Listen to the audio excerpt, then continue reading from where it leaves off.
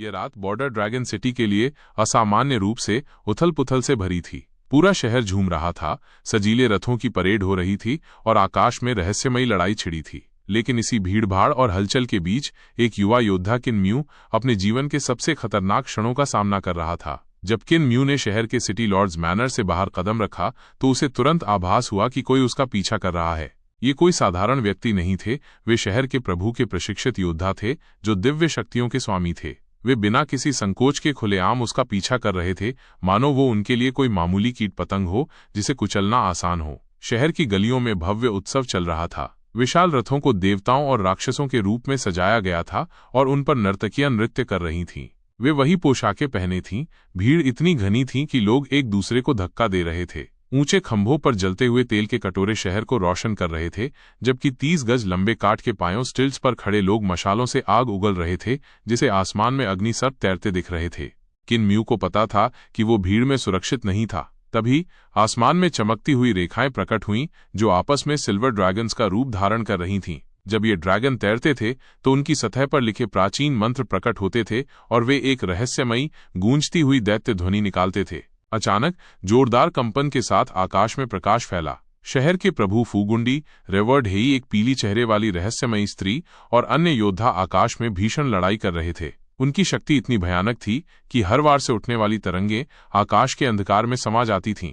नीचे भीड़ ने इसे उत्सव का हिस्सा समझ लिया और जोर से जयकारे लगाने लगी। उन्हें नहीं पता था कि यह आतिशबाजी नहीं बल्कि एक संघर्ष था। किन म्यू जानता था कि अगर इन यम तक संघर्ष था, किन म्यू की ऊर्जा पृथ्वी की ओर आई तो रक्त की नदियां बह जाएगी। किन म्यू भीड़ में तेजी से भागने लगा, लेकिन उसके पीछे लगे योद्धा भीड़ की परवाह किए बिना आगे बढ़ रहे थे। अचानक एक हरे रंग का अजगर, जो एक दिव्य योद्धा के चारों ओर लिपटा हुआ था, किन म्यू की ओर झपटा। किन म्यू अभी प्रतिक्रिया देने ही वाला था कि पास की एक इमारत से सफेद रेशम की एक डोरी गिरी और उस योद्धा के गले में लिपट गई। वो ऊपर खिंचता चला गया और कमरे के अंदर गायब हो गया। वहां कुछ युवतियां थीं जिन्होंने अपने कपड़ों में छिपे छोटे खंजर निकालकर उसे वहीं समाप्त कर दिया। किन म्यू ने उनकी ओर देखा और पहचान गया कि ये वही लड़कियां थीं जिन्होंने उसे शहर में प्रवेश के समय अपने कमरे में बुलाया था। इसके बाद जब वो एक गली पार कर रहा था तो एक टोपी पहने योद्धा ने जल के बड़े बड़े सांप बनाकर किन म्यू पर हमला किया। वे सांप उसके चारों ओर लहराने लगे और उनके बीच से चांदी जैसी चमकती मछलियां निकलीं। ये उसकी आत्मा पर हमला करने वाले दिव्य हथियार थे। लेकिन तभी पास की एक लोहार की दुकान से एक विशालकाय लोहार, जो 16 गज लंबा था, अपने हाथ में 15 गज लंबी तलवार उठाकर आया। उसने दीवार को भेदते हुए तलवार सीधे उस योद्धा के सीने में घोंप दी। एक चीख के साथ वह दीवार से चिपक गया और फिर लोहार ने तलवार खींच ली और इसे वापस आग में तपाने लगा, मानो कुछ हुआ ही न हो। किन म्यू स्तब्ध रह गया।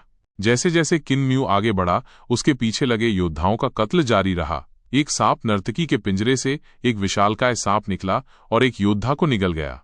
एक शराब खाने का नौकर, जो बड़े मजे से उत्सव देख रहा था, अचानक एक भारी शराब का घड़ा उठाकर पास से गुजर रहे योद्धा के सिर पर दे मारा। योद्धा घड़े के अंदर गिरा और उसकी हड्डियां और मांस गलकर शराब में घुल गए। नौकर ने चुपचाप घड़े का मुंह सील कर दिया। भीड़ में कुछ नशे में धुत लोग थे जिन्होंने योद्धाओं को जलाकर राख कर दिया। कुछ लड़ाकू महिलाएं रथों से उतरीं और योद्धाओं को अपने साथ खींच ले गईं, जिसके बाद वे दोबारा नहीं दिखे। किन म्यू हक्का बक्का था। ये सब कैसे हो रहा था? क्या ये हेवनली डेविल कल्ट का काम है? उसने सोचा। क्या उनकी शक्ति इस शहर में इतनी गहरी जमी हुई है? किन म्यू जब अंततः अपनी सराय इन पहुंचा तो उसने देखा कि बाहर एक जुआघर था। वहां से 2 नकाबपोश लोग ब्लाइंड नाम के एक बूढ़े व्यक्ति को घसीटते हुए बाहर फेंक रहे थे। एक अंधा आदमी हमारे सामने धोखाधड़ी करने की हिम्मत करता है, एक नकाबपोश ने कहा और ब्लाइंड के पिछवाड़े पर एक जोरदार लात मारी। किन म्यू तुरंत उसकी ओर बढ़ा। ब्लाइंड पहले ही उठ चुका था और अपनी पोशाक झाड़ते हुए जुआघर की। जब किन म्यू देखता है कि ग्रैनी साई, जो पहले हमेशा झुकी हुई और कमजोर लगती थी, अब अचानक ऊर्जावान हो गई है। वह इतना उत्साहित है कि बिस्तर पर लोटपोट हो रही है। यह बदलाव असामान्य है और क्वीन म्यू के लिए एक रहस्य बन जाता है। अगली सुबह जब क्वीन म्यू जागता है तो उसे ग्रैनी साई कहीं नहीं दिखती, लेकिन उसने पहले से ही नाश्ता तैयार कर दिया होता है। क्वीन म्यू इसे खाकर नीचे जाता है और देखता है कि ब्लाइंड और ग्रैनी साई पहले ही बैलगाड़ी तैयार कर चुके हैं। वे तेल, नमक, सोया सॉस और सिरका जैसी चीजें गाड़ी में रख चुके हैं। लेकिन सबसे अजीब बात यह होती है कि ब्लाइंड बैलगाड़ी को आगे बांध रहा है और पीछे 3 बैल चल रहे हैं। ये बैल क्वीन म्यू को देखते ही डर के मारे कांपने लगते हैं। क्वीन म्यू को याद आता है कि उन्होंने पहले ही 6 बैल बेच दिए थे, इसलिए वो ग्रैनी साई से पूछता है कि ये बैल कहाँ से आए। ग्रैनी साई उबासी लेते हुए बिना किसी चिंता के कहती है, मैं रात को सो नहीं पाई, इसलिए जाकर 6 बैल खरीद लाई। ये एक साधारण जवाब लग सकता है, लेकिन बैलों का डरना ये संकेत देता है कि कुछ गड़बड़ है। शायद ग्रैनी साई ने इन्हें खरीदा नहीं, बल्कि कुछ और ही किया है। वे बैलगाड़ी लेकर शहर से बाहर निकलते हैं। सुबह का समय है और कुछ ग्रामीण अपने सामान लेकर गांव लौट रहे हैं। वे जल्दी वापस जाना चाहते हैं ताकि अंधेरा होने से पहले गांव पहुंच सकें।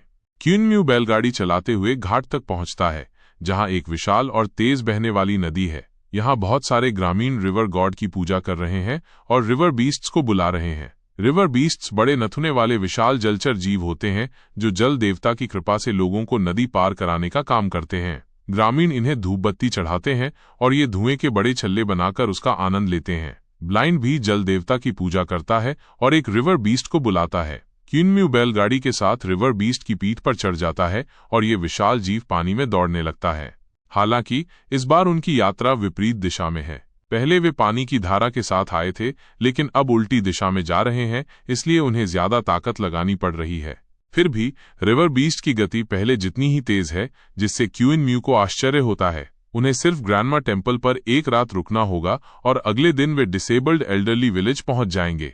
जब वे करीब लगभग 25 किलोमीटर नदी के सफर में आगे बढ़ चुके थे, तब अचानक ग्रैनी साई का चेहरा गंभीर हो जाता है। वो अपनी छोटी टोकरी उठाती है और मुस्कुराते हुए कहती है, मेरा काम यहीं तक था। ब्लाइंड, तुम लोग आगे बढ़ो। ब्लाइंड सिर हिलाकर कहता है, संभल कर जाना। ग्रैनी साई अचानक हवा में कूदती है और अचानक गायब हो जाती है। क्वीन म्यू हैरान होकर ऊपर देखता है, लेकिन ग्रैनी साई इतनी ऊंचाई तक जा चुकी है कि वो दिखाई नहीं देती।